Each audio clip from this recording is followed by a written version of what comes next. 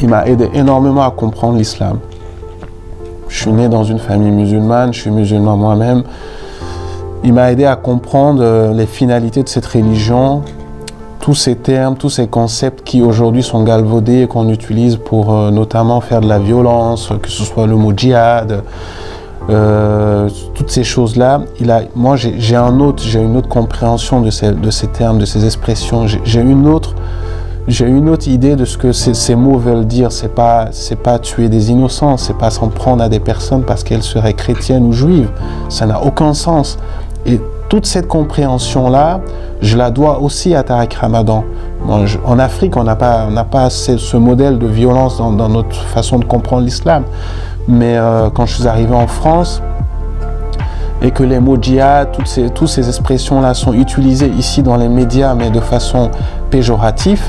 Donc je comprends davantage l'utilité du travail de Tariq Ramadan vis-à-vis de la jeunesse. Parce que ces concepts-là, ils aident la jeunesse à comprendre le sens exact de ces concepts-là. C'est pas de la violence, c'est d'abord de lutter contre soi-même. C'est le premier djihad, c'est lutter contre son ego. C'est pas s'en prendre à des personnes parce qu'elles ne croient pas comme nous, parce qu'elles sont différentes de nous. Ce n'est pas cela. Moi, ces choses, je les ai compris aussi grâce à Tariq Ramadan.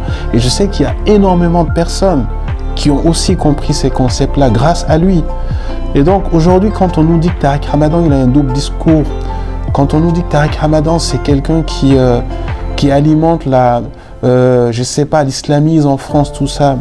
Il y a un politologue qui s'appelle François Burga qui a expliqué de façon claire et nette, s'il y avait besoin d'une preuve, depuis qu'il y a ces histoires d'attentats, de djihadistes, tout ça, on n'en a pas vu un seul qui a pu dire qu'il s'inspirait des écrits de Tariq Ramadan ou des discours de Tariq Ramadan ou des conférences de Tariq Ramadan. Ça n'existe pas, il n'y en a pas un seul.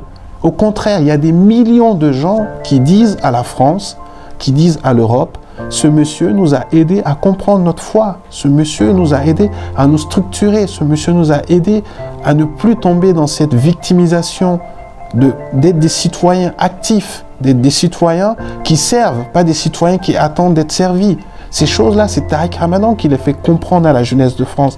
C'est pas, c'est pas ces intellectuels, entre guillemets, musulmans qu'on aime faire passer devant des télévisions, des chaînes françaises.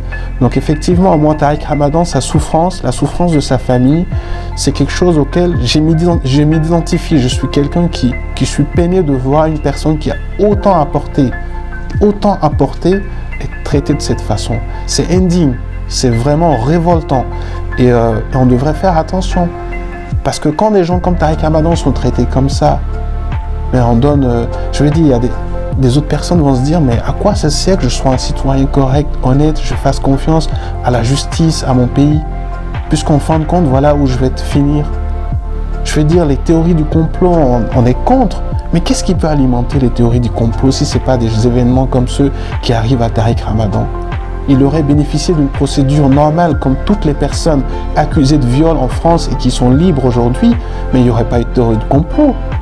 Il aurait été libéré, mis sous surveillance électronique, contrôle judiciaire, toutes ces choses. On aurait dit, ok, c'est normal, c'est la procédure. Mais non, on le prend, on le met en prison. Il a besoin de soins, c'est pas possible, il peut pas, c'est pas possible, un médecin dit qu'il est malade, il peut pas dire, non, c'est un arabe, non, c'est un musulman, il n'est pas crédible. Sa femme, sa fille, ils peuvent pas le voir. Pendant combien de jours, combien de semaines? On apprend aujourd'hui qu'il est en fauteuil roulant pour venir au parloir. Je veux dire, il faut à un moment donné que les gens, ils se comprennent en fait. Ce qui arrive à Tariq Ramadan, ça peut leur arriver demain. Donc, ça peut arriver à n'importe qui d'entre nous. Personne n'est à l'abri de ce genre de choses.